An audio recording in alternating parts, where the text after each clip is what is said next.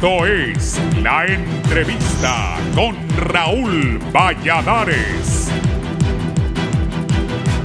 Uno de los requisitos para la matrícula del año lectivo 2022 en los 3 niveles educativos será el carnet de vacunación contra el coronavirus.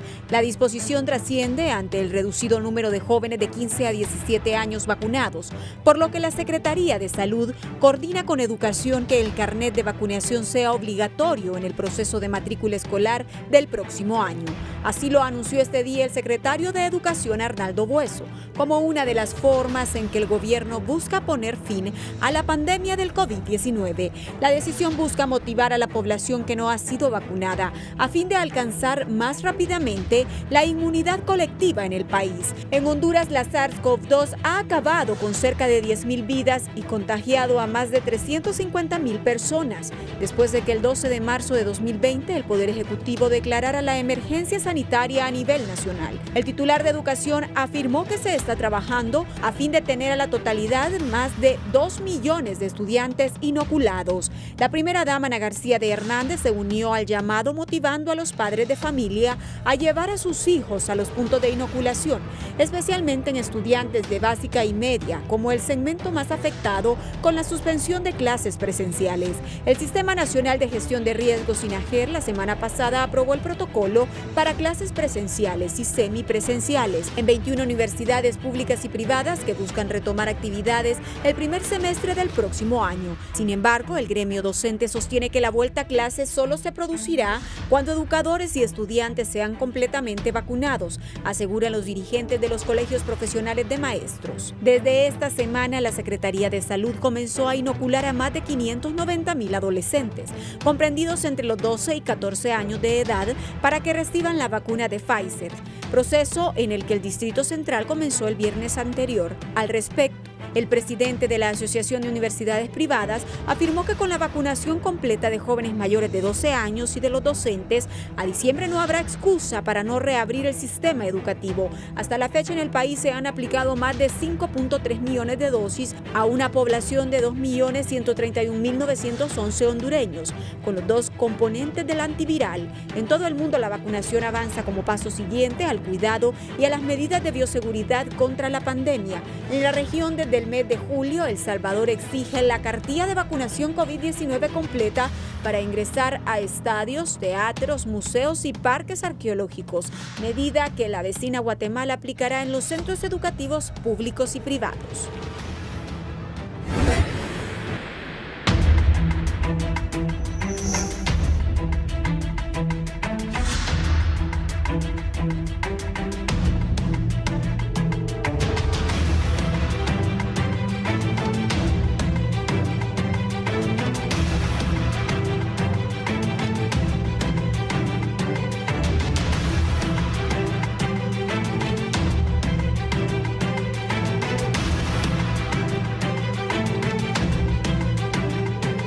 Buenos días, gracias por estar en la entrevista de Canal 11 y Radio Visión Honduras. Recuerde, 90.1 en Tegucigalpa, 90.9 en San Pedro Sula, 105.5 en el litoral atlántico, 93.5 en La Paz, Comayagua, Ciguatepeque, el corredor central de Honduras, y 90.3 en la cálida Choluteca.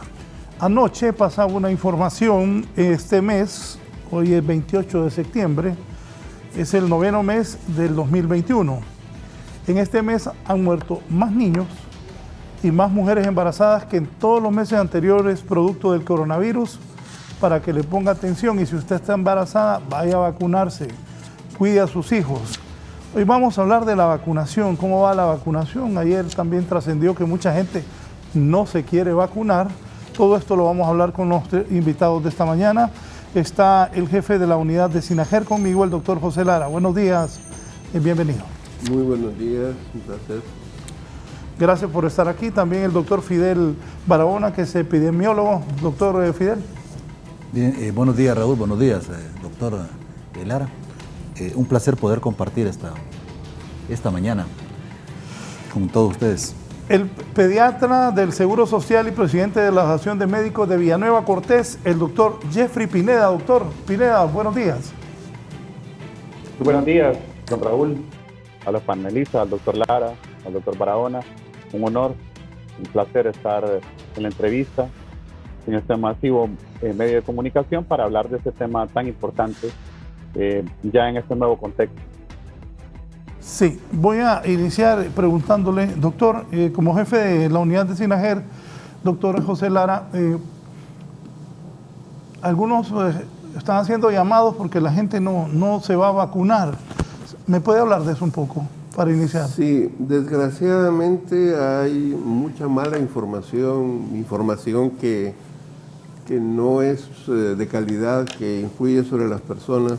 Mucho influye también el emular actitudes y comportamientos de países como Estados Unidos, donde hay una fuerte reacción en contra. Y estas personas consideran que no es necesario, y es porque las ideas que ellos han extraído de esta información, que yo diría que es falsa, no quiero insultar a nadie, pero esa información no tiene ninguna validez científica. Toda esa información se basa en anécdotas y está basado en nada prácticamente. Y entonces eso influye sobre nuestra población, y como resultado no acuden a los centros de vacunación, los cuales se ven vacíos. Se ha disminuido la cantidad de personas que vacunan, el horario ha disminuido hasta las 2 de la tarde, hay veces que incluso se cierran puestos de vacunación antes de cumplir con los horarios porque no llegan las personas. A esto tal vez habría que agregar alguna necesidad de replantear estrategias, pero esa es otra conversación, creo yo. Doctor Fidel, ¿qué piensa de eso? Bueno, desde un principio, cuando yo leí el plan que había para el proceso de aplicación de las vacunas, yo les manifestaba que con ese plan, en la forma en cómo estaba diseñado, no nos iba a ir tan bien como se esperaba. Y la práctica pues lo ha ido demostrando. Porque cuando usted viene y va a ejecutar un plan de aplicación de vacunas, máxime en la situación actual, en donde es bien diferente a lo que ha sido la vacunación normal, pues no se pueden estar aplicando las mismas estrategias viejas, sino que se tiene que innovar. Y una de las cosas importantes es que si ya se sabía, ¿verdad?, que dentro de este tema de vacunación hay dos grupos, el grupo antivacuna y el grupo que promovemos las vacunas, y que el grupo antivacunas es fuerte, utiliza muy bien las redes sociales y tiene influencia importante en algunos países, como por ejemplo lo que mencionaba el doctor Lara, en Estados Unidos. Y sabemos pues de que toda esa información circula por la red y llega con mucha facilidad al resto de personas en diferentes latitudes del mundo. Si eso es así, entonces significaba que aparejado a esto debió haberse tenido un plan estratégico, que yo nunca lo he visto, un plan estratégico para el manejo de la pandemia, y dentro de ese plan un componente que siempre lo he mencionado aquí, desde cuando lo vengo diciendo, Raúl, de comunicación, educación e información. Eso nunca lo hemos tenido. Prácticamente ese componente lo han asumido los medios de comunicación a través de entrevistas que le hacen a personas que conocen sobre esto, que tienen experiencia. Y esa es la manera en cómo se ha ido llegando, no a toda la gente, sino que a un reducido grupo de personas. ¿Por qué razón? Porque la televisión, por ejemplo, el acceso que la gente tiene, pues no es muy alto, porque no todo el mundo tiene cable, por ejemplo, y hay canales en donde no se pueden ver si no tiene cable la persona. Entonces, cuando nosotros tenemos esa debilidad, tenemos ese hueco ahí, pues obviamente la reacción, o la generación, mejor dicho, de respuesta, se va a complicar un poco. Acá he mencionado yo, por ejemplo, el caso de las embarazadas, el caso de los adolescentes. ¿Se acuerda usted hace un tiempo que yo le mencionaba de que no solamente debió haberse hecho un plan de comunicación, educación e información dirigido a las embarazadas, sino que también a los adolescentes? ¿Por qué razón? porque los adolescentes tienen una red de comunicación increíble. La vez pasada yo estaba aquí en San Buenaventura y estaba con unos jóvenes ahí en la plaza y les preguntaba, ¿tú cuántos contactos tienes? 200, me dijo uno. ¿Y tú cuántos tienes? 250. Bueno, la cantidad era algo impresionante. Entonces ahí me di cuenta yo que ellos manejan las redes y comienzan entonces a pasarse la información. Y la manera en cómo presentan los antivacunas la información, hay un momento en el que incluso uno que esté en esta posición comienza a dudar, ¿será cierto tal cosa? ¿Por qué razón? Porque ellos utilizan, por ejemplo, algunas situaciones que se dan, digamos, personas que ya están vacunadas, que se infectan y de repente mueren. Entonces eso lo manejan de una forma tal que se convierte en algo que cuando uno va leyendo ahí, como que va atrayendo. Entonces imagínese usted un joven que no conoce absolutamente nada de todo lo que es este proceso de vacunación o lo que significan las vacunas, le llega esa información inmediatamente que se le organiza en su mente. Ah, esto me puede afectar, me puede producir un daño, me va a doler, bueno, cantidad de cosas. Entonces debió haberse hecho ese plan y no comenzar a introducir las edades, o sea, disminuyendo la edad, haciendo exactamente lo mismo que se hizo con la población general. ¿Por qué tanta mujer embarazada muerta? Porque recuerde usted que al principio, ¿qué era lo que nosotros decíamos? Vamos a vacunar a los de 18 y más años, ¿verdad? Que lo fueron haciendo por grupos de edades, menos a las embarazadas y obviamente a los menores de 18 años. Eso ha circulado por más de un año y en la mente de la persona se forma la idea de que por algo me dicen que no me vacune. Imagínese usted un caso. Llega una mujer, antes de que ocurriera todo esto, llega una mujer a un puesto de vacunación, se vacuna, está esperando ahí los famosos 15 minutos y le dice al que lo vacunó, fíjese que quería hacerle una pregunta, mire que yo estoy embarazada. ¿Cuál hubiera sido la respuesta de esa persona que estaba vacunando en ese momento? Le hubiera pegado una reverenda regañada, ¿sí o no? Porque no estaba planificado la vacunación para ellos, porque no habían salido los estudios. Entonces, una vez que los estudios salen, ahí es donde debió haberse montado este plan de comunicación, educación e información para poder orientarlas a ellas de una forma tal que se dieran cuenta del por qué el cambio. ¿Por qué? Porque había que descodificar esa idea que se había formado en su mente. En los jóvenes es exactamente lo mismo. Se los dijimos la vez pasada aquí. Miren, el primer día les va a llegar un buen grupo, pero después les va a comenzar a disminuir porque hay muchos que todavía no están convencidos de que realmente esto les pueda beneficiar. Ahí era importante la cuestión de la comunicación, educación e información. Por ejemplo, hay muchos niños que están en este momento a través de la educación virtual. Ahí, por ejemplo, se pudo haber hecho un trabajo con estos institutos o escuelas que tienen esa posibilidad, incluso los que no la tienen y que se manejan a través de otra forma de información, como para poder ir orientando, los maestros ir orientando a los niños. Pero es algo que no se ha hecho, sino que de repente se dice, a partir de mañana comenzamos a vacunarlos de 15 a 17. A partir de ahora comenzamos a vacunarlos de 12 a 15.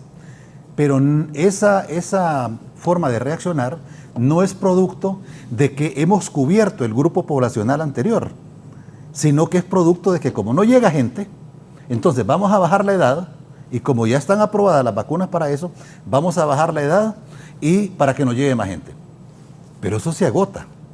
Hay un momento en que la cantidad o el porcentaje de personas que desean vacunarse se vacunan. Pero también las vacunas se pueden perder. ¿Cómo así? ¿Vencer?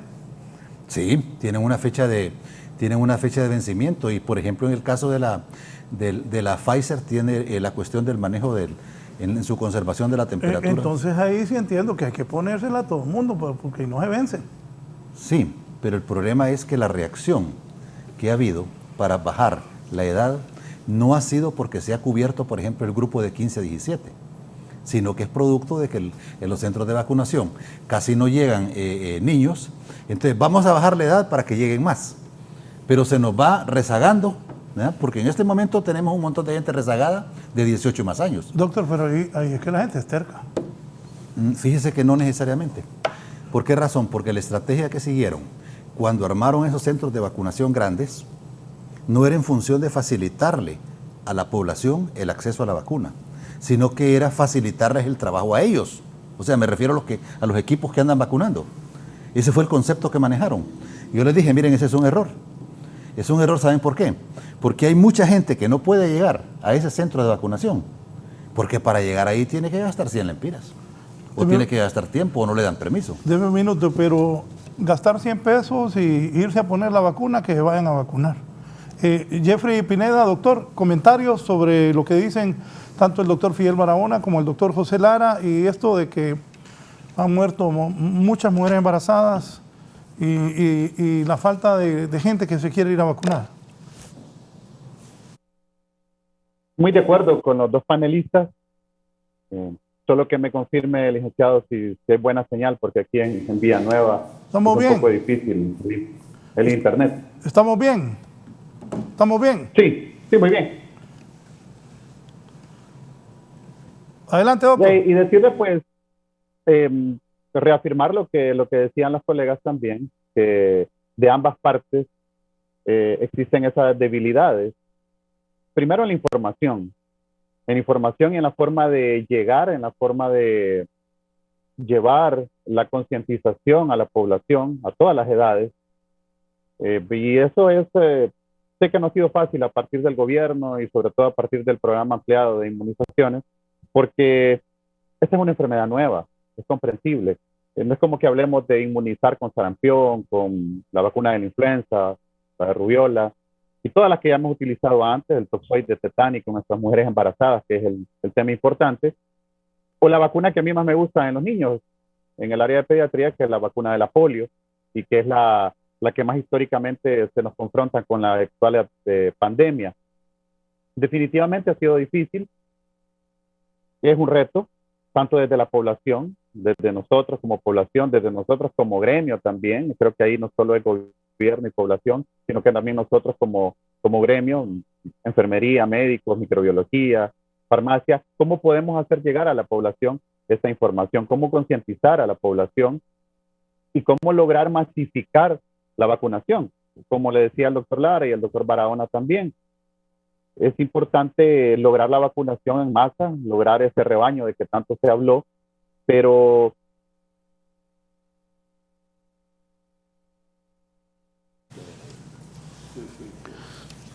bien, vamos a recuperar en un momento al doctor Jeffrey Pineda. Doctor Lara. Dígame. Bueno, no estoy completamente de acuerdo con lo que dijo el colega.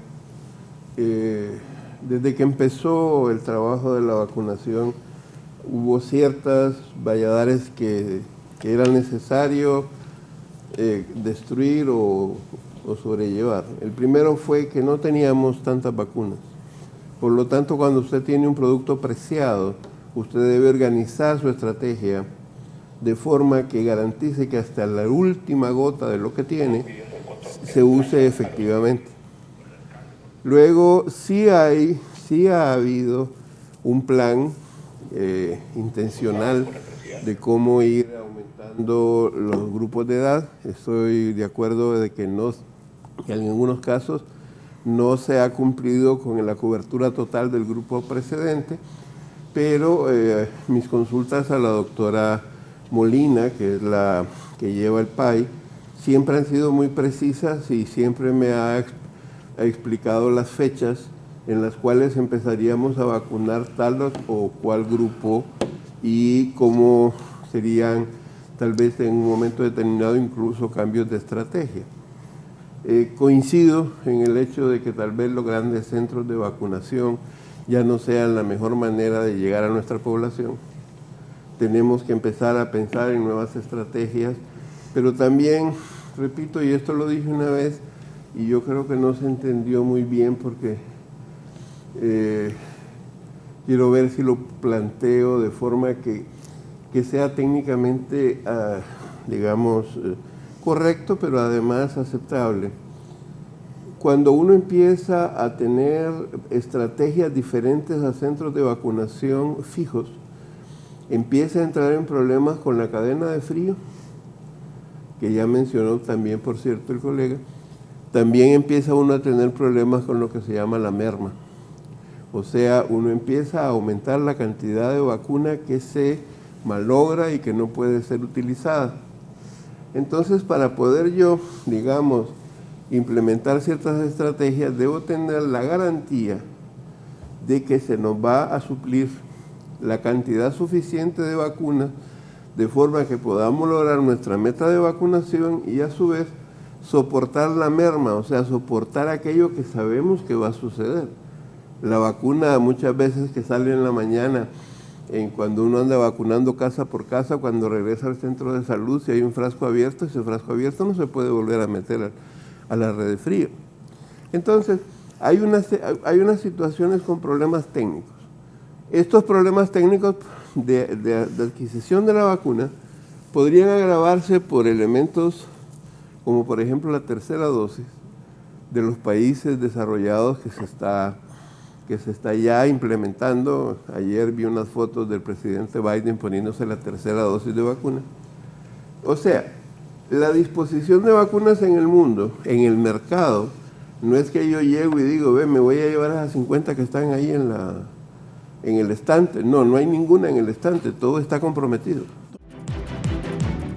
La Agencia Europea de Medicamentos empezó a evaluar los datos sobre la necesidad de una dosis de refuerzo de la vacuna contra el COVID-19 de Moderna, que en el caso de ser aprobada se administraría al menos 6 meses después de la segunda dosis en personas mayores de 12 años. El regulador europeo, que ya está evaluando los datos de la dosis de refuerzo de Pfizer en mayores de 16 años, ha recibido una solicitud de la farmacéutica Moderna para estudiar la posible administración de la tercera dosis en personas que ya han recibido las 2 dosis para restaurar la protección después de que haya disminuido.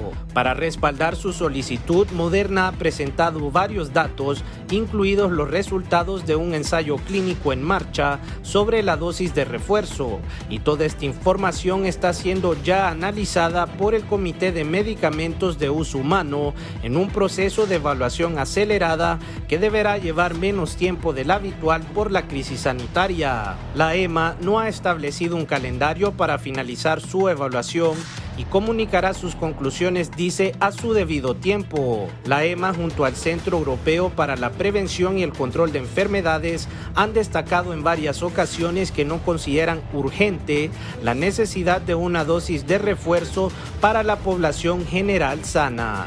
Este ha sido un informe para 11 Noticias.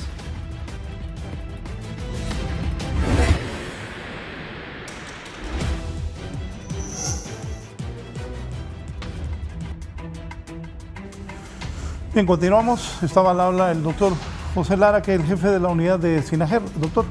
De la unidad de epidemiología de SINAGER. Estaba yo recordando que efectivamente sí ha habido un plan general de vacunación. Este plan lo presentó la primera vez la doctora Molina ya por abril, mayo del 2020. Ahí empecé a conocer sobre él. Este plan ha ido cambiando en dependencia de factores que en un momento determinado no se consideraron o porque cambiaron las condiciones. Cada vez que yo hago una consulta a la doctora es muy precisa sobre las fechas, y en esas fechas es que precisamente se han empezado a hacer la extensión de los grupos de edad para vacunación. Es posible, yo creo que hay que ser un poco reflexivos sobre las actuales estrategias, las estrategias de los grandes centros. Es posible que ya podamos pensar, si es que tenemos la red de frío, o sea, la refrigeradora, los freezers, suficientes para poder distribuir la vacuna en pequeñas cantidades y garantizar su preservación, ya seríamos tal vez empezar a pensar escuelas, digo yo, centros poblados, mercados, nuevas estrategias, no necesariamente circunscribirse a las mencionadas, y además solicitar el apoyo de aquí, como el colega que tiene mucha experiencia en esas cosas, para que nos den sus luces. No hay que aceptar que no sabemos todo y hay que aceptar también que otras personas pueden tener ideas que nos pueden apoyar en nuestro trabajo. Doctor. Sí, mire, esta enfermedad es nueva, relativamente nueva. No ha cumplido todavía los 2 años. Estamos ya... Solo dime un minuto, porque como se le había caído al doctor y quiero darle para que luego... ya, perfecto. Doctor Jeffrey Pineda, adelante, por favor. Muchas gracias. El caso por la mala señal. Como ya los panelistas lo están viendo también, masificar la vacuna es importante. Ya en la cadena se mencionaba cómo se ha ido avanzando hacia estadios, iglesias, el vacunatón. Entonces sí es posible. Y yo se lo mencionaba en la intervención que se interrumpió, que las organizaciones siempre ha tenido esa capacidad. Que éramos estudiantes de medicina, bueno, el doctor Barahona, el gran maestro, también nos podrá recordar, andábamos con los enfermos en las comunidades, en las aldeas, lo hemos hecho, con otras instituciones también que nos han apoyado en el gobierno, en todo el país, inmunizando, en las grandes campañas en mayo, en junio. Entonces, sí es posible hacerlo, es importante también, como decía el doctor Lara, llegar hasta ahí para poder hacer la vacunación. Definitivamente seguir informando a la población y concientizándose a esa población, y sobre todo ir avanzando hacia la población mayoritaria y más fuerte, que es la población pediátrica, adolescente y pediátrica, que es tan importante para volver nuevamente a insertarnos en lo que es educación, en escuelas, posteriormente, porque eso es indispensable también. Lo veo mucho más indispensable que el hecho de turismo o de otros rubros o ámbitos que también son motor de la economía y que todo debe ir a la par. Pero sí, la población pediátrica, adolescente, es muy, muy importante empezar en la vacunación en cuanto se pueda. Doctor Fidel, ¿las vacunas contra el COVID-19 son seguras para los niños? ¿Qué recomienda la OMS, la OPS en torno a este tema? Bueno, mire, cuando se diseña, por ejemplo, todo el plan para la construcción de la vacuna, pues son equipos muy importantes que los laboratorios tienen, en donde hay estadísticos, donde hay virólogos, donde hay pediatras, donde hay ginecólogos. Hay diferentes especialidades y personas obviamente que tienen experiencia en el diseño de estas tecnologías, porque la vacuna es una tecnología. Ellos vienen y definen los ensayos clínicos que van a hacer, en qué grupos de población se van a hacer. Y por esa razón es que no sale de un solo la aplicación de la vacuna para los diferentes grupos de población. Eso implica que en la medida en que se es más joven, o sea, en la medida en que vamos o se va entrando a la niñez, o en el caso de las embarazadas, pues no se incluyeron en los diseños originales, o sea, cuando estaba todavía el virus original y cuando se estaban construyendo esos ensayos clínicos. Eso se fue haciendo de manera paralela. En cada una de las empresas, el criterio que se manejó fue un criterio un poco diferente. Por ejemplo, el caso de los cubanos, ellos fueron haciendo con su vacuna los estudios de manera casi simultánea. Por esa razón es que ellos tienen una vacuna que es la Soberana, que en este momento la están utilizando ya en la población de 2 y más años. Y no han tenido ningún problema. Ellos tienen un buen sistema de vigilancia postvacunal, que nosotros no lo tenemos acá. Y por eso es que estamos en incertidumbre de no saber qué es lo que verdaderamente ha pasado. Entonces, en la medida en que se va construyendo todo esto y se van cumpliendo con las etapas de los ensayos clínicos, pues se va entrando en el proceso de aprobación. En el caso de Cuba, por ejemplo, existe una agencia de regulación sanitaria que es la que, como su nombre lo indica, regula la aprobación de todos estos diferentes productos, porque ellos tienen mucha experiencia, ha sido histórico su experiencia en la cuestión de vacunas, porque no solamente están trabajando en esta vacuna, están trabajando en las vacunas contra el cáncer, bueno, variedad de vacunas son las que ellos están estudiando. Entonces les permite poder tener esa experiencia y hacer las cosas en una forma más ordenada, más rápida. En el caso de la Pfizer, usted ve, por ejemplo, que hasta hace poco se decía, bueno, ya están los ensayos clínicos terminados, ya hubo una aprobación de parte de la FDA, por lo menos una aprobación temporal, que era de urgencia en ese momento, para la aplicación de esas vacunas, y por eso es que se han ido reduciendo cada vez más, o se ha ido incorporando, mejor dicho, cada vez más otros grupos poblacionales. Y ahora tenemos, por ejemplo, que tienen sus ensayos clínicos en niños de 5 y más años. Por esa razón, ya en los Estados Unidos se va a realizar esa labor de vacunación en esta población. Cuando estos estudios salen, es porque han pasado por todo un proceso. Se habla de 4 etapas, y dentro de esas etapas está todo lo que significa la seguridad de la vacuna, es decir, que no me vaya a producir más daños que beneficios. Está lo del análisis de la eficacia, todos los estudios de reacciones adversas. Entonces, cuando la vacuna sale y tiene esa primera aprobación, es porque ha pasado por ese proceso. ¿Qué significa eso? Significa que no se han identificado daños lo suficientemente grandes como para decir, este producto no puede salir para el uso humano en lo que se denomina ya la 4ª etapa. En esta pandemia, por la gravedad del problema, se tuvo que no esperar a que se realizara la 4ª etapa, sino que se hicieron aprobaciones de emergencia, que se llama, definitivas hasta hace apenas 15 días, se la dieron a la Pfizer, y las otras vacunas pues están dentro de ese proceso. Pero dentro de esto también, ¿verdad?, influye mucho el aspecto ideológico y el aspecto financiero.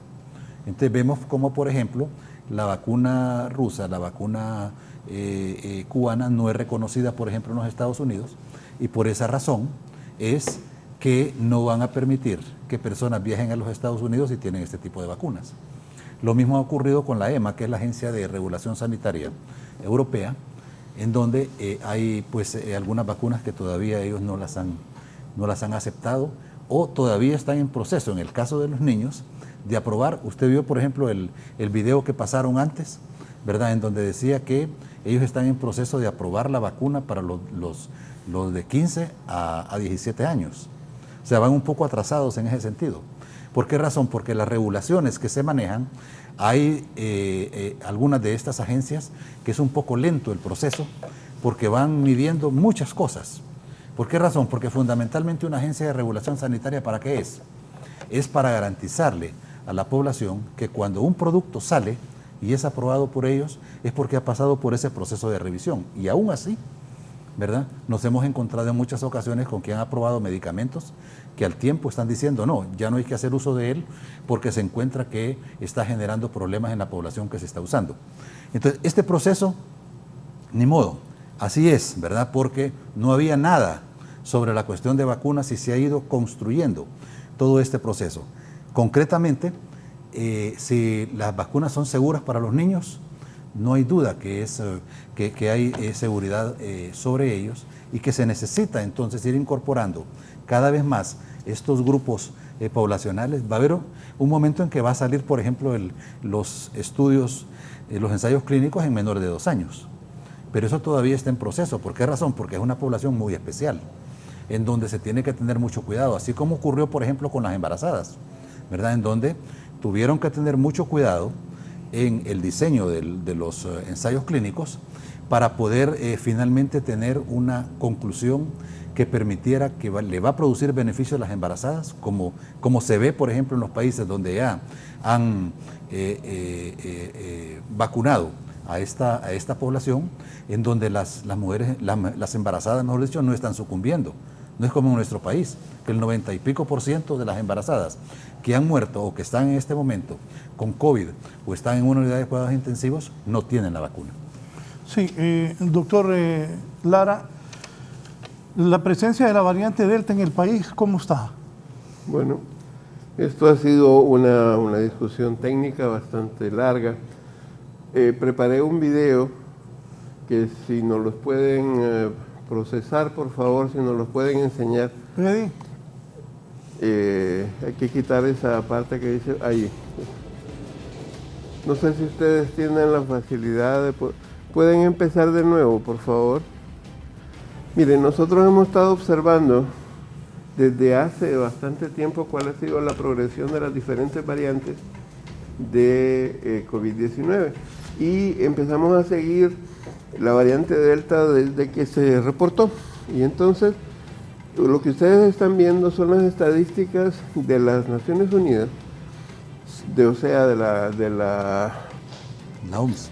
De la Organización Mundial de la Salud, de cómo se fue distribuyendo la variante Delta. La variante Delta tiene una propiedad, quita a las demás variantes y se vuelve hegemónica.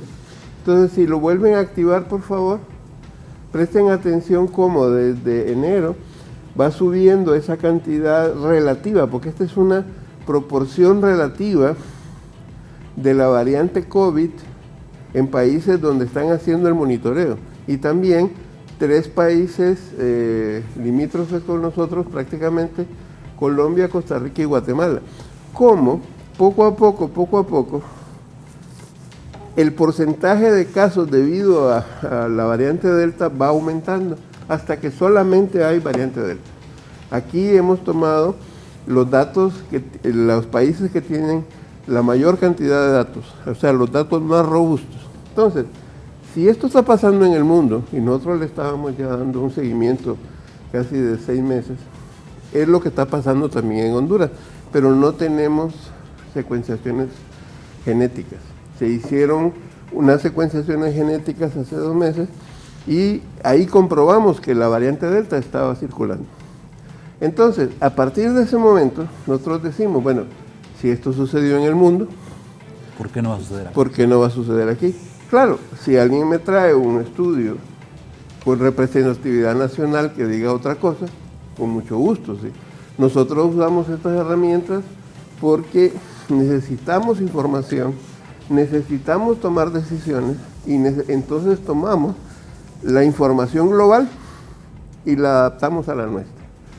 Con esto hicimos un modelo que nos permite establecer que para noviembre, mediados de noviembre, claro, esto tiene también su rango, ¿verdad? Puede ser después, el 100% de los casos que van a haber en Honduras también van a ser por la variante Delta. Nosotros esto lo comprobamos, no somos los únicos en el mundo que se ha fijado en esto. En el mundo hay otras instituciones que le han estado dando seguimiento y ya empiezan las publicaciones al respecto de la hegemonía de la variante Delta sobre las demás variantes. Y la explicación es que tiene un periodo de replicabilidad más corto y que además su carga viral es 1200 veces superior a la de la variante original. Esto es como las tilapias. Las tilapias ponen sus huevos y como los huevos de las tilapias eclosionan más rápido que los demás peces, en cuanto nacen las tilapitas se van a comer los huevos de los otros peces y no le permiten progresar. Entonces debemos tomar las experiencias de todos estos países que empiezan a reportar que todos sus casos, a la mayor parte de sus casos, se deben a la variante Delta. Entonces, debido a las características biológicas de la nueva variante, estamos teniendo algunas cosas que no necesariamente podemos explicar. Por ejemplo, la disminución acelerada de casos en algunos países del sur, donde no dan una explicación real por qué la cantidad de casos y muertes disminuye. Sí, está la vacunación, no lo dudo, pero la experiencia de la vacunación en Chile, en Israel, nos dice que vacunar no es suficiente. Algo pasó en la biología del virus y ahorita estamos ante una situación que todos los países estamos reportando disminución de casos, disminución de muertes. Pero también estamos reportando casos más graves y estamos reportando en los no vacunados una más alta mortalidad. Entonces debemos tomar eso en consideración. Y a esos, disculpe, a esos escépticos a vacunarse, ¿qué se les dice? A esos escépticos a vacunarse se les dice que la vacuna, es cierto, no le va a impedir que a usted le dé COVID otra vez, si es que ya le dio una vez. Sí, le va a dar. Pero hace poco estuve en un foro con el presidente de la Asociación de Enfermedades Auxiliares y él decía, en los últimos 3 meses no hemos tenido ninguna muerte de enfermedades auxiliares debido al COVID. La que murió, dijo el sábado pasado, fue debido a que no estaba vacunada. Entonces, sí protege, tal vez no como quisiéramos, pero es un factor importante en la evolución de la pandemia que nos va a permitir por lo menos disminuir mortalidades y disminuir cuadros clínicos, o sea, que los cuadros clínicos no sean tan explosivos. No sé si explico bien mi punto. También podríamos hacer la presentación porque construimos un modelo para Honduras, un modelo adaptado para Honduras, y con ese modelo y con esos datos que les acabo de demostrar que son de uso general, por favor la siguiente. Esta investigadora británica estadounidense también encontramos en literatura que está dando el mismo seguimiento que nosotros le dimos a los datos. Y el Instituto Suizo de Bioinformática ya trabaja ahí, ¿verdad? Y trabaja en Berna, Suiza. Muy probablemente también para la Organización Mundial de la Salud, puesto que ahí está la sede. Continuamos. Ella empezó a ver que poco a poco, como por ejemplo en el Reino Unido, en el tiempo, la verde es la variante Delta, la variante Delta empezó a predominar. Adelante, por favor. Hizo el llamado. La siguiente, por favor. Y empezó a ver que en un momento determinado empezamos desde el 95% que era alfa y el 2% delta, pero sigamos en el transcurso del tiempo, porque esto hay que verlo en el tiempo, por eso les enseñé el primer video, la cosa empezó a cambiar. Alfa empezó a disminuir, delta empezó a subir. En ese momento no teníamos claridad qué iba a pasar, tampoco lo teníamos nosotros, pero le seguimos dando seguimiento igual que ella. Adelante. Y empezó a subir delta, adelante. Y subió delta, adelante. ¿Se fijan? Ella lo estableció de esa forma, estos datos están en la red, hasta que de repente era la mayor parte, y actualmente en el Reino Unido, el 99.99% de todos los casos son debidos a delta, perdón. Sigamos. Estos son varios países de Europa, pasó exactamente lo mismo. En el seguimiento en el tiempo, en las Américas pasó lo mismo. Ella hizo también este análisis. El siguiente, hay una gráfica de la OMS-OPS, adelante. Esto nos muestra, por ejemplo, que para julio ya la OPS-OMS había dictaminado que la mayor parte de los casos en toda América Latina y en toda América eran debido a la variante Delta. Como ven, todo esto ha sido una observación que hemos seguido y que ha sido compartido por otros colegas.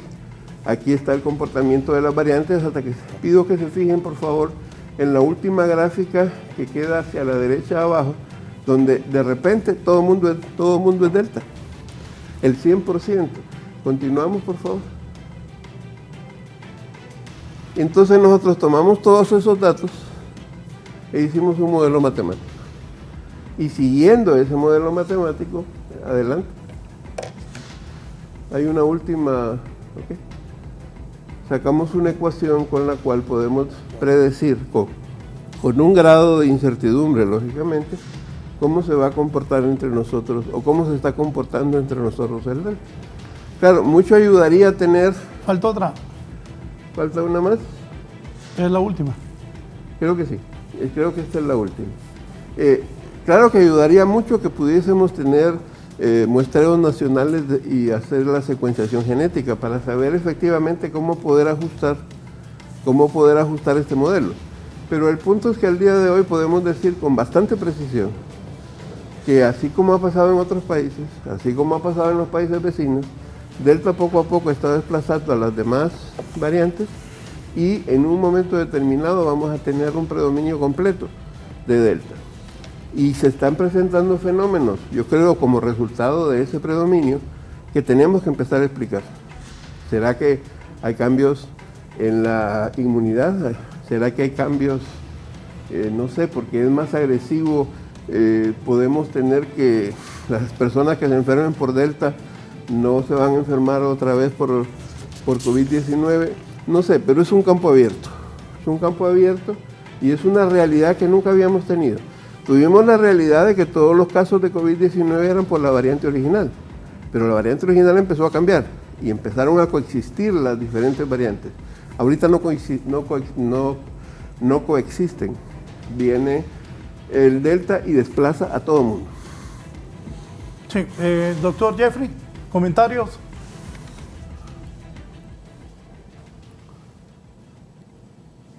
Bastante interesante la exposición que nos hacía el doctor Lara, y es una progresión natural de la enfermedad y de todo patógeno. Nosotros lo vemos antes del COVID, en los patógenos intrahospitalarios, que son bastante agresivos, uno los ve, se empieza con coberturas antibióticas, se empieza con medicamentos de amplio espectro, y llega un momento que hay que hacer combinaciones, inclusive de antibióticos y medicamentos, para poder atacar esos patógenos, que ahorita también nosotros a nivel hospitalario lo estamos viendo, que otra cosa que nos complica a nuestros pacientes, a los niños, también los adultos y todas las edades, en las unidades de cuidados intensivos, en las salas COVID, es también esas enfermedades nosocomiales, esas enfermedades, esas otras bacterias que también proliferan en el marco de la inmunidad deprimida que tienen nuestros pacientes. Igual, aterrizando siempre en lo que es vacunación, creo que a partir de esa vacunación masiva que logremos en niños, adolescentes, embarazadas y toda la población, es que posteriormente vamos a poder establecer muy bien cuál es el comportamiento de esta variante Delta. Definitivamente vemos en los países de primer mundo cómo han logrado disminuciones sustanciales de los casos en general. Ahora, la gravedad de los casos también no solo depende de la vacunación, depende también del manejo del tratamiento. Y por eso, como lo vemos, la vacunación es obligatoria, pero continuar con las medidas también de aislamiento y de autocuidado es muy importante. Definitivamente yo pienso que esto de la vacunación es algo muy dinámico, como ha pasado con las otras patologías, como pasa con la influenza, para el ejemplo. Cada año es una nueva estirpe de vacuna para un nuevo serotipo, y el COVID va por ese camino también. Y eso lo vemos, como le digo, a partir de la experiencia clínica con los pacientes intrahospitalarios y con también los pacientes manejados ambulatoriamente por esta enfermedad.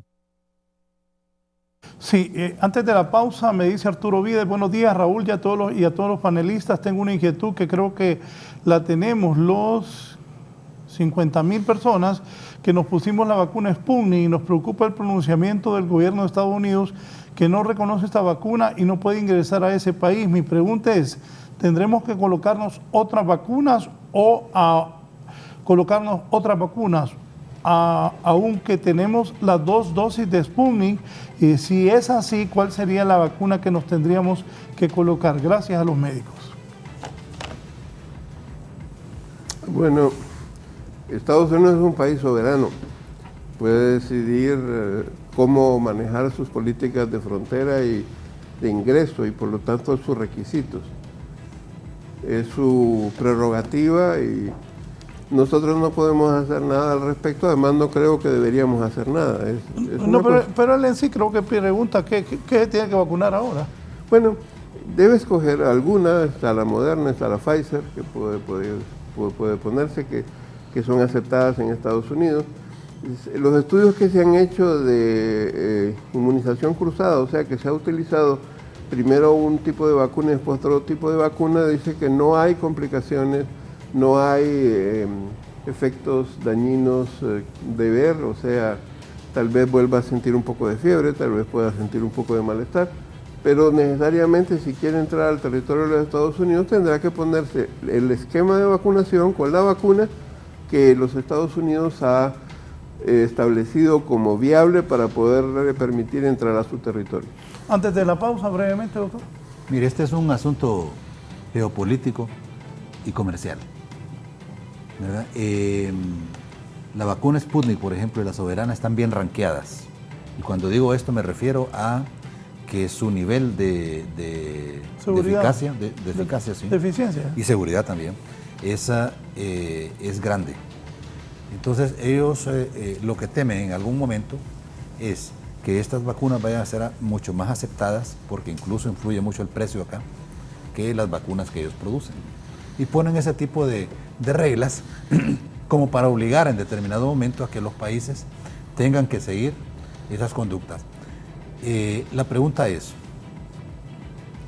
solamente porque Estados Unidos, ¿verdad?, en su decisión dice que van a aceptar nada más tales vacunas, solamente por eso va a significar que yo tenga que tomar la decisión de ponerme una vacuna diferente. Es que no lo dejan entrar. Ese es un problema ético. Ese es un problema ético. Es que hay un problema político también. Claro, por eso le digo, Putin y Biden. Es geopolítico. Entonces, ¿qué es lo que ocurre? La Sputnik está manejándose en 60 países del mundo. No tarda en haber una reacción de todos estos países, porque ¿qué va a pasar si estos países reaccionan así como lo hacen con la diplomacia, ¿verdad?, que retiran los embajadores y que les dicen, bueno, aquí ningún norteamericano va a entrar si no tiene la vacuna Sputnik, por ejemplo? Sería llegar a una situación verdaderamente lamentable. Entonces, yo creo que va a haber que ellos van a tener que negociar esta cuestión y va a tener que haber una aceptación de esto, porque en definitiva lo que fundamentalmente se busca es la protección de la gente y no la protección de empresas. Entonces, cuando se mezcla esta cuestión, pues se llega a este tipo de decisiones. Entonces, me parece que hay todavía que esperar los estudios, porque por ejemplo en el caso del Sputnik, el estudio que hay es con la Sputnik Plus, que es una vacuna un poco diferente a la Sputnik normal, la Sputnik 5. Y la combinación que han hecho es al revés. O sea, poner, por ejemplo, primero AstraZeneca y luego ponerle Sputnik. Entonces han visto que se produce un repunte importante en los niveles de anticuerpos. En el caso nuestro sería al revés, porque la gente tiene puesta el Sputnik.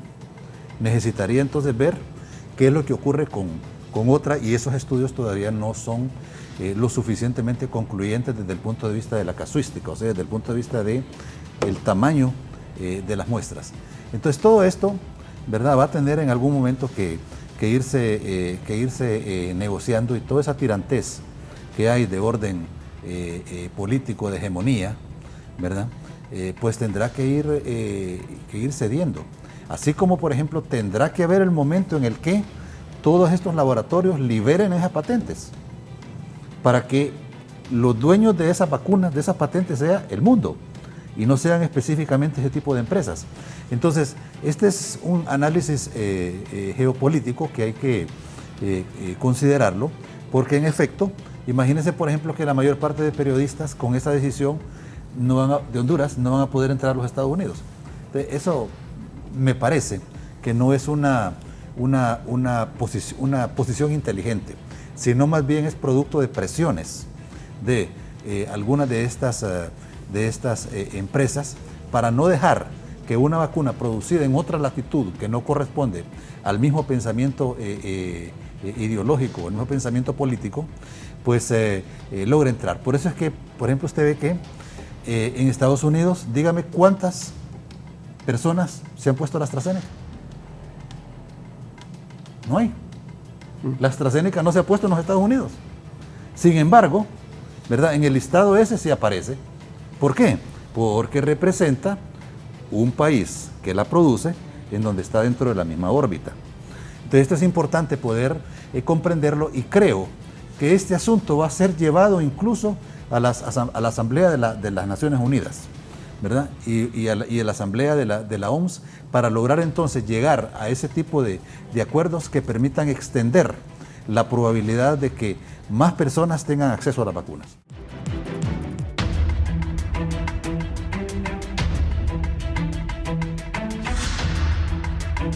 Vamos a la parte final, doctor Jeffrey Pineda. Dígame, ¿qué medidas podemos observar en escuelas, colegios y universidades como complemento a la vacuna para algunos que ya están, por ejemplo, en los colegios privados, ya están en clases? Hay clases semipresenciales en las universidades privadas también. Desgraciadamente, por falta de presupuesto, no se ha empezado en la Universidad Nacional Autónoma de Honduras, pero se espera que pronto. ¿Qué pasa con los más pequeños? Van a abrir los jardines de niños. De hecho, países más avanzados han dado vuelta atrás con las clases semipresenciales. Sobre esto, doctor.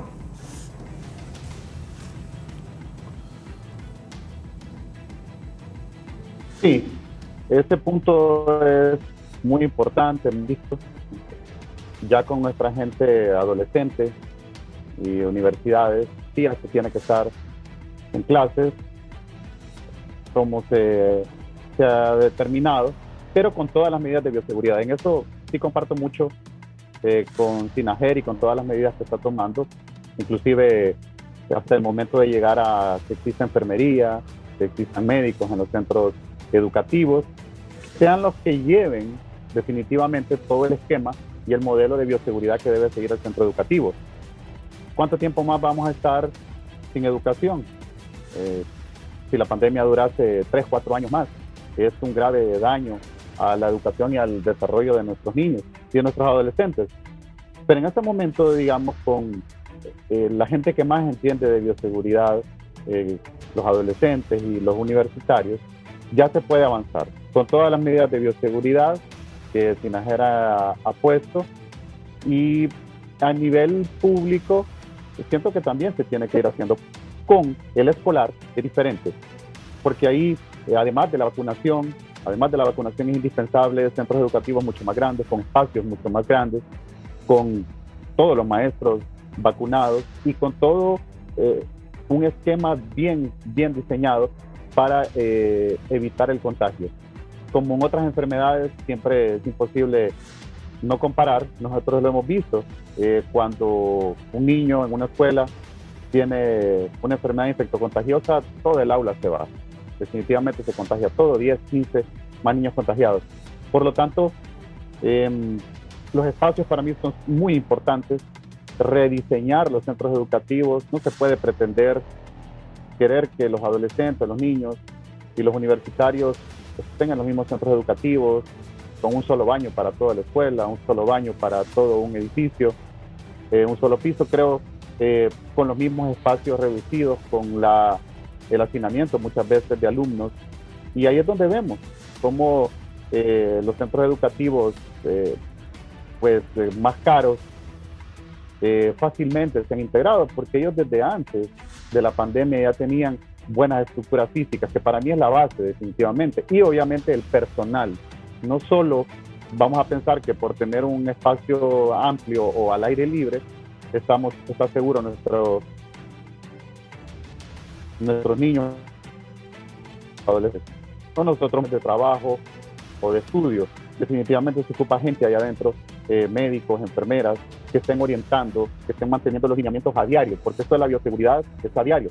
A veces a mí con esto de la pandemia me ha parecido que hemos pasado la bioseguridad del hospital a la casa, la bioseguridad del hospital al centro de trabajo o de estudio, con el lavado de manos, con el uso de mascarillas, con el distanciamiento. Entonces, estas medidas que ha tomado SINAGER me parecen muy lógicas. Sé que algunas personas han dicho que son excesivas.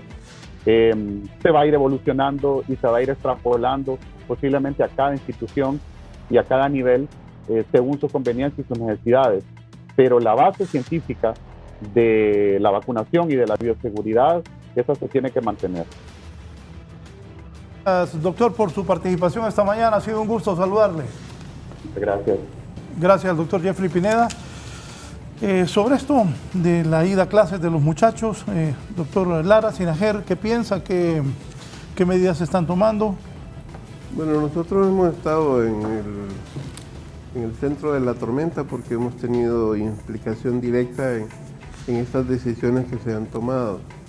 Debemos considerar no solamente el hecho de que efectivamente existe un riesgo si nosotros no tomamos las medidas correctivas para garantizar la bioseguridad de los niños en las escuelas, pero por otro lado también hay que recordar que ya los estudios muestran que hay ciertos desarrollos neurológicos que los niños no están alcanzando por estar confinados y que además de eso estamos perdiendo efectos de sociabilidad, lo cual puede posteriormente influir sobre conductas en adultos que no podrían ser tal vez las mejores. Entonces, si tenemos por un lado el hecho comprobado científicamente de que hay partes incluso del hemisferio frontal que no están siendo desarrollados porque no hay sociabilidad, entonces tenemos ante nosotros un doble problema. Debemos dar una solución, tal vez no sabemos cómo, pero debemos empezar a probar, puesto que nuestros niños deben volver a socializar, deben volver a crearse en grupo, en manada, que somos animales gregarios. Entonces debemos sopesar y lógicamente buscar las mejores formas de hacerlo. Entonces hemos estado en esto con la Secretaría de Educación. Es cierto, de repente hay centros escolares que tienen mejores condiciones, porque las condiciones físicas son innegablemente importantes. Los espacios es innegablemente importante contar con ellos porque ahí están. No los podemos agrandar, no son de hule para decir vamos a aumentarlo, no. Ahí están y dicen aquí caben 5 personas, con las nuevas medidas de seguridad. Los niños más pequeños, conforme nosotros vayamos logrando una cobertura de vacunación de niños menores y menores, su riesgo va a disminuir, no va a desaparecer. Lo demás es manejo, gestión, cómo van a trabajar los docentes, cómo van a ser organizadas las clases, la cantidad de personas que van a haber, cómo van a circular, cómo vamos a garantizar los flujos, cómo vamos a tener contacto con los padres y la comunidad, de forma que no solamente la persona puede enfermarse en la escuela, puede enfermarse en su casa, cómo vamos a tener toda esa información de manera que podamos tomar decisiones. Y no dudo que conforme pase el tiempo y nos vayamos familiarizando y conociendo mejor esta situación, empiecen a aparecer otras factibilidades, otras formas de actuar, otras formas de organizarnos. Pero lo que yo sí sé, y mi hija va a ir a la escuela, es que estamos también creando un daño, de repente hasta irreparable, hablan algunos investigadores, teniendo encerrados a nuestros hijos en las casas. Mi hija no había socializado en 16 meses con ninguna persona de su edad. Eso es inaudito para un tipo de animales sociales que somos nosotros. Y yo notaba a mi hija cada vez más ensimismada en sí misma. Y la tablet y el celular y la computadora no es compañía. Por lo tanto, tenemos que poner en una mano los riesgos que vamos a enfrentar, pero en ambos casos. El riesgo que vamos a enfrentar mandándolo a la escuela y minimizarlo al mínimo, y los riesgos que tenemos de tener aislados a nuestros hijos. Sí, estábamos platicando con los dos doctores, la gente que yo dije de la gente que fue al estadio, y entiendo que hay gente que se infectó en el estadio, ¿verdad? Es correcto. Los colegas clínicos empezaron a reportar ya desde la semana pasada la asistencia a los centros hospitalarios y además hospitalización de personas que estuvieron en el Estadio Olímpico. Pero una cosa, ¿para entrar al estadio tenían que estar vacunados o era libre? No podemos todavía pensar en poner como obligatorio el carnet con tan pocas gentes que tienen 2 dosis, porque apenas son 1,5 millones llegando a los 2. Claro. Cuando lleguemos a los 3 y selectivamente, por ejemplo, policías, personal de salud, cuerpos de seguridad, esa gente tiene que estar vacunada. Toda la gente en primera línea debe estar vacunada, porque si no estamos jugando con ellos y con la gente. Entonces, Cuando tengamos ya un buen número de personas vacunadas con las 2 dosis, entonces en ese momento ya puede ser viable, porque si no vamos a crear una barrera. Si usted quiere entrar a un banco y le dicen, ajá, ¿y su carnet? Le dicen, no, pero si no he podido ir o no he tenido acceso. Por eso es que hay que poner las medidas en el momento que son razonables. Sí, y también no necesariamente el hecho de que yo esté vacunado significa que no puedo infectarme e infectar a otro. Es correcto. ¿Verdad? Entonces, más bien a veces... Bueno, hay gente con 2 vacunas.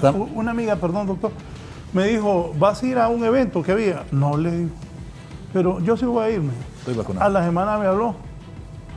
Por maje me infecté, me dice. Y tenía 2 vacunas que la había puesto en Houston. Sí, por eso le digo, ¿verdad? Es que mire, en esta cuestión intervienen una gran cantidad de factores. Por ejemplo, algo que no hemos visto ahorita es la pandemia que viene de problemas oftalmológicos y de problemas de orden psíquico, ¿verdad? Eso va a ser algo terrible. Pero es que miren, esta cuestión, por ejemplo, imagínese usted, aquí es un aula, hay 15 niños, 20 niños. Todos esos niños vienen de diferentes lugares. Para llegar al lugar en donde está la escuela o donde está su casa, tienen que utilizar el sistema de transporte. Ahí no se están cumpliendo con las medidas, a pesar de que se comprometieron. Entran en contacto con alguien, pueden ir regando el virus por todos lados, lo llevan a su casa. Entonces, no es una cuestión tan fácil de poder manejar. Eso es exactamente la misma discusión con la cuestión de la reapertura de la economía, ¿no? Es exactamente lo mismo. Porque el problema es que no tenemos todavía, ¿verdad?, una vacuna que de manera total, como en las vacunas anteriores, ¿verdad?, se pudiera producir una inmunidad que, aunque entrara en contacto con el microorganismo, no me iba a dar el problema, sino que estamos frente a una situación muy especial. Y le voy a decir algo. Fíjese que ¿de dónde aparecen las nuevas variantes? Las nuevas variantes no se crean en los no vacunados, se crean en los vacunados. ¿Por qué razón? Porque el virus, cuando ve que está siendo atacado de una manera, así como nosotros nos vimos atacados por el virus y creamos entonces esas alternativas, como son las vacunas, y identificamos por dónde era el punto débil para poder combatirlo, el virus hace exactamente lo mismo. Entonces las nuevas variantes están apareciendo, por ejemplo, por eso en muchos países en los vacunados y no tanto en los no vacunados. El problema que hay es que esa nueva variante, cuando ataca a un no vacunado, sabemos todo el desastre que nos puede producir, ¿verdad? Entonces ese concepto es importante que la gente lo interiorice, lo maneje, porque ¿qué significa eso? Que si, por ejemplo, alguien se va a desplazar de su casa a su trabajo o a la escuela o a la universidad, donde sea, y va a utilizar el medio de transporte, el cuidado ya personal, porque yo no le puedo poner un policía a cada persona para decirle que se ponga una mascarilla, pero sí puedo, ¿verdad?, lograr que tanto con el motorista como con el que anda de ayudante le exija a la gente, ¿verdad?, que use su medida de bioseguridad, como es la mascarilla. Es que la mascarilla, y doble es mucho mejor, ¿verdad? Es que la mascarilla realmente es una barrera que está ahí, que evita en un buen porcentaje la entrada, pero también la salida, ¿verdad? Entonces, por ejemplo, yo miraba en los estadios, doctor, ¿verdad?, en el partido Honduras-Estados Unidos, en donde, a pesar de que para aperturar, por ejemplo, la entrada de personas a los estadios, ustedes dieron una serie de medidas de lo que se tenía que hacer, al final la gente no lo cumple, ¿verdad? Yo creo que la gente no hace caso, si no hacen caso en irse a vacunar. Ahora, imagínense, alguien que está en la tercera, cuarta grada, o en la grada de arriba, viene y se quita la mascarilla porque cayó un gol y comienza a gritar y a hacer un montón de cosas y esparce aquel montón de saliva a los que están abajo. Entonces, la probabilidad de contagio es inmensamente alta. En la escuela sí es. Mire, por ejemplo, yo solo me imagino lo que va a pasar después de que estos niños han estado confinados durante todo este tiempo, cuando regresen a la escuela y ver a sus amigos. ¿Usted cree que va a mantener el distanciamiento? Ahí va a tener que hacerse todo un trabajo. ¿Por qué razón? Porque es natural. Bueno, si es que hasta se van a encontrar más grandes. Ah, o sea, ya no va a ser el compañerito del año pasado, sino que va a estar más grande, la muchacha o el muchacho. Sí.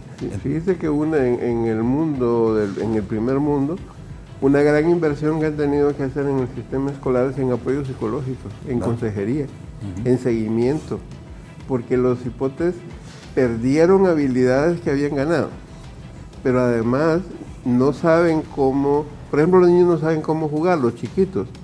Corren, no se articulan, chocan, pero todo eso es resultado del hecho de que no aprendieron a hacer juntos. Y no sé si ustedes tienen la experiencia, pero he escuchado de personas cercanas a mí que sus hijos pequeños, los chiquitos, ya están en consejería, por ejemplo, porque no se ubican en el tiempo y en el espacio. Hubo que llegar la maestra y tocar la puerta y decirle, mira, yo soy tu maestra, para que el niño creyera que la imagen que miraba en el aparato no era un miquito más, un muñequito, un juguete. Sí. Y así se puso más serio con el estudio. Sí. Pero ya hay tiempo de hacer un cambio. Ahora, hay otro elemento importante, doctor. Por ejemplo, yo escuchaba al ministro de Educación que decía, no, nosotros ya hemos definido 150 y pico de municipios, decía, ¿verdad? En donde vamos a hacer la reapertura, ¿verdad? Y le pregunto al periodista, ¿y ustedes cómo lograron al final seleccionar esos lugares? Ah, dice, porque la Secretaría de Salud nos entregó, dice, unos índices de positividad. Mire, doctor, quien le dio esa información a este ministro, que no tiene por qué saber de repente nada de salud porque no es su área, ¿verdad? Quien le dio esa información es una información equivocada. ¿Sabe por qué? Porque si yo voy a manejar o a clasificar a los municipios según el índice de positividad, es porque tengo que tener un plan bien diseñado, estadísticamente diseñado, para estar muestreando de manera permanente esos diferentes lugares y poder sacar entonces los índices de positividad a través de una muestra representativa. Pero aquí, ¿qué fue lo que hicieron? Que de repente llegaban 4 casos de Maranguila. Ah, entonces vamos a ver cuántos salieron positivos. Salió uno positivo, tiene 25% de positividad. Eso es falso. Es decir, desde el punto de vista estadístico, eso es incorrecto. Entonces, quien le dio esa información a él para hacer esa clasificación, está equivocado. Lo otro es esto. Dice, clasificamos municipios. Sí, pero en ese municipio pueden haber 500 escuelas. Y no necesariamente el comportamiento que hay alrededor de esa escuela que atiende, por ejemplo, a esa población es similar al de otra aldea, por ejemplo. Entonces, se han manejado una serie de criterios que epidemiológicamente no tienen ninguna validez. Y eso ha dado lugar a que en determinado momento vengan y tomen decisiones en función de esos datos que no son correctos. Entonces, yo creo que eso es algo que se debe corregir, ¿verdad? No le podemos estar entregando a la Secretaría de Educación, decir, mire, los índices de positividad que hay por municipios son estos y estos. Si no tenemos un muestreo, no tenemos un plan de realización de pruebas, sino que los resultados que hay son de las pruebas que por demanda la gente ha visitado un triaje o ha estado hospitalizado y le toman una muestra, ¿verdad? O porque necesita, digamos, porque va a viajar y va a un triaje, por ejemplo, a un lugar donde está la disponibilidad de la prueba y se la hacen. Y luego entonces determinan, el día de hoy hicimos 1.200 pruebas, salieron tantos positivos, entonces la positividad del día de hoy fue tal. Eso es parcial, ¿verdad? Porque si yo quiero verdaderamente saber la positividad que hay, yo necesito tener un sistema de monitoreo sobre esto. Y eso, ha habido mucha debilidad en esta cuestión. ¿Cuál ha sido de manera permanente la crítica de la prensa? Es que no, y de los conocedores de esto, es que no tenemos un suficiente número de pruebas que se hagan. Por eso es que la cantidad de casos, nosotros decimos que de eso que se está informando ahí, probablemente hay 5 o 10 más, ¿verdad?, que se infectaron y son casos, por tanto, ¿verdad? Lo mismo con la mortalidad, ¿verdad? Las funerarias, por ejemplo, nos informan casi el doble, casi el doble de número de fallecidos o del número de personas que ellos entierran con un acta de defunción que dice eso, comparado con el dato oficial. Por eso es que yo le llamo la atención o le sugiero a los compañeros que trabajan en esto. Miren, un sistema de vigilancia de un país no solamente se construye con información producto de los establecimientos de salud o de la red. Un sistema de vigilancia de calidad se construye con información secundaria también. Entonces se debe de contar con esa información generada por otras fuentes para poder tener una comparación y saber por dónde podría andar el problema. Porque es bien difícil también, ¿verdad?, de que solamente de la fuente oficial logramos tener toda la cantidad de casos. Entonces aquí hay muchas cosas que todavía nosotros tenemos que analizar, que aprender, que regular para lograr generar ese sistema de vigilancia deseado, ¿verdad? Y que nos permita entonces poder contar con información. ¿Para qué? Para la toma de decisiones. Y que no venga un ministro de Educación a decirme que va a aperturar tal lugar y en cuanto yo le haga la pregunta, dígame, ¿cuándo hicieron un muestreo aquí de tal cosa? No, que no lo hemos hecho. Entonces, ¿cómo usted está decidiendo aperturar este lugar si usted no sabe verdaderamente cómo se está comportando la positividad? Gracias, doctor Fidel Barahona, por haber participado esta mañana. Un gusto. Cerramos con el doctor José Lara, jefe de la unidad de epidemiología de SINAGER. Doctor, también gracias y sus recomendaciones finales a la población. Indudablemente algunos de los pecados que nos ha mencionado el colega los hemos cometido. Sin embargo, yo quiero decirle que no fue una decisión tan a la ligera. Nosotros efectivamente consideramos la información secundaria, le preguntamos a los docentes, se involucraron también las unidades regionales departamentales de la Secretaría de Educación y de Salud, hubo discusiones, estuvimos analizando datos de 6 meses, no solamente de aquellos datos oficiales, sino aquellos que también son informales. Y entonces hicimos un buen esfuerzo, siempre yo creo que perfectible, pudo haber sido mejor, sí, yo creo que sí, pero hicimos un buen esfuerzo y al final la Secretaría de Salud tomó la responsabilidad de oficializar aquellos lugares que se consideraban seguros, puesto que no habían casos o habían habido pocos casos e igual cosa con las defunciones, y en el momento que se tomó la decisión no tenían casos ni tenían defunciones, con toda la información formal e informal de que se disponía. ¿Podemos habernos equivocado? Todos nos equivocamos, no lo dudo. Pero el esfuerzo fue, yo creo, en mi opinión, válido y además fue bastante serio, involucrando a mucha gente. Por otro lado, agradezco que me hayan permitido participar.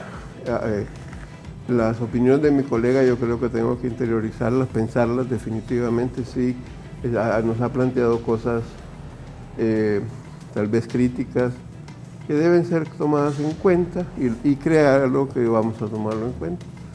Y bueno, estoy a su disposición, cualquier otro momento, cualquier otra información, con mucho gusto.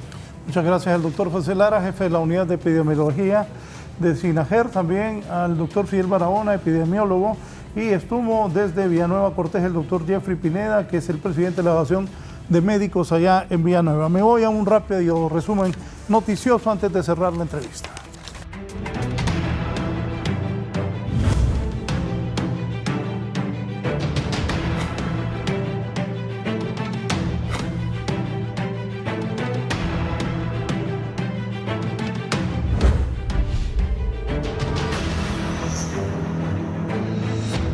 Iniciamos con Víctor Valladares, el padre Páez ha decidido participar en política. Víctor, adelante. Muchas gracias a usted y a los televidentes de la entrevista. El padre Roberto Páez, sobre este tema del aborto, un tema muy preocupante en el país y un tema que lastimosamente viene a relucir cuando hay campaña política.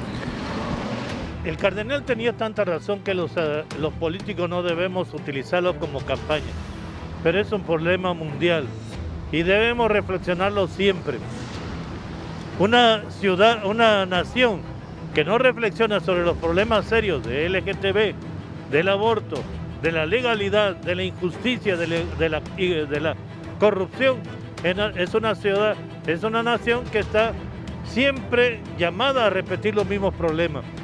Debe ser no un problema ahora, debe ser un problema a resolver constantemente en los foros de reflexión nacional. Así que yo digo que sí debemos reflexionar sobre el aborto, aunque sea solamente porque el político tiene intereses de que puedan votar por él. Yo creo que la gente debe votar por gente con personas que sean incorruptibles, personas honestas y personas rectas, es decir, preocupadas por una nación, hijo.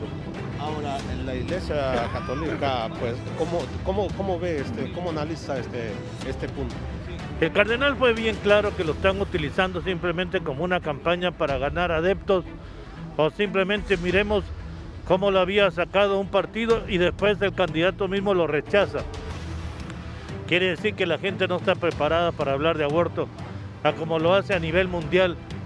Muchas gracias, padre, muy amable, por hablarnos sobre este tema que sin duda alguna seguirá dando mucho que hablar en el país y que debe llamar también la reflexión de todos los ciudadanos. Licenciado, yo regreso con usted al set principal de la entrevista.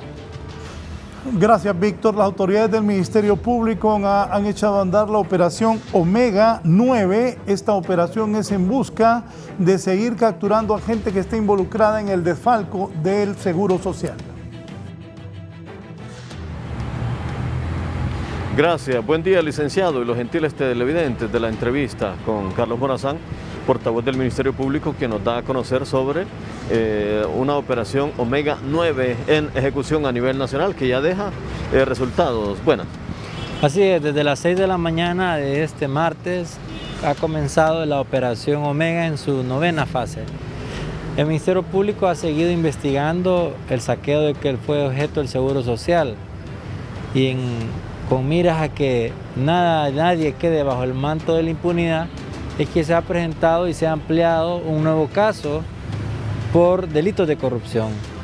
Este requerimiento fiscal se está presentando ante el juzgado del circuito de anticorrupción. Esperaríamos la admisión de dicho escrito de acusación, que se designe el juez que va a conocer el caso, que el juez conozca sobre las peticiones que han hecho los fiscales de la Unidad Nacional de Apoyo Fiscal. En este caso se han solicitado órdenes de captura, tendría que autorizarlas el juez, una vez en manos de la ATIC hacer efectivas las mismas, y posterior a este proceso es que ya podríamos dar más detalles de qué caso se trata. Por otra parte, hay igual otros casos presentados en materia de combate a la corrupción. La Fiscalía para la Transparencia y Combate a la Corrupción Pública está acusando a 3 exfuncionarios de instituciones de gobierno por delitos como malversación de caudales públicos, fraude, igual falsificación de documentos públicos.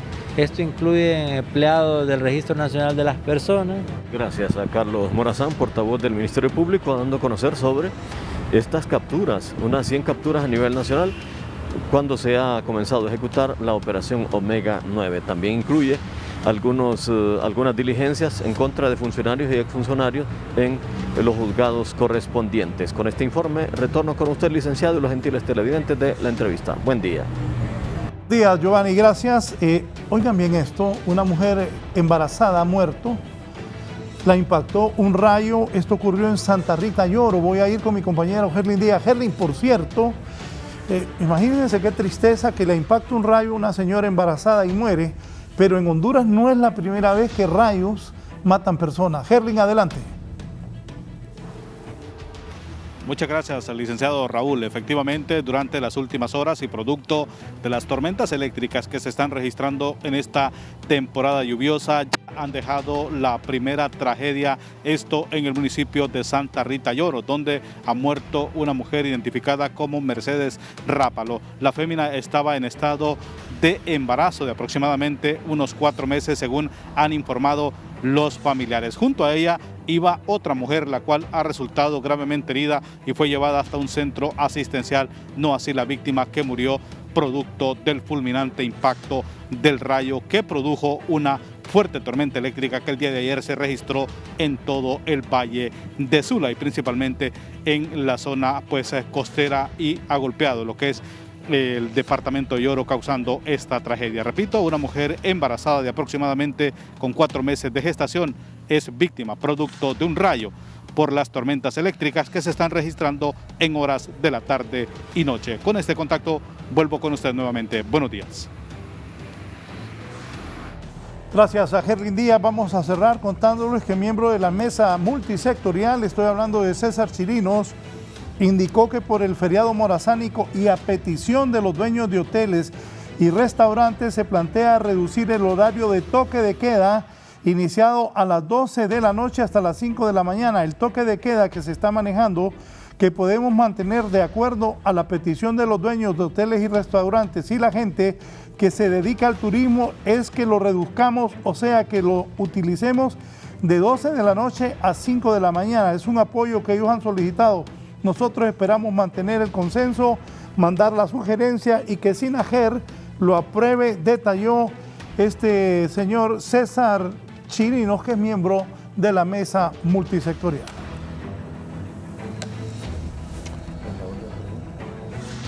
Bien, nos vamos. Los invito a continuar con Canal 11. Que tengan buen día. Cuídense. El COVID sigue matando hondureños, niños. Ayer un niño de 30 y algo días de nacido, murió por COVID. Mujeres embarazadas siguen muriendo. La gente que fue al estadio ya está llegando a los hospitales infectada. Y gente que tiene las 2 vacunas también muere por COVID-19. Cuidémonos todos. Buenos días.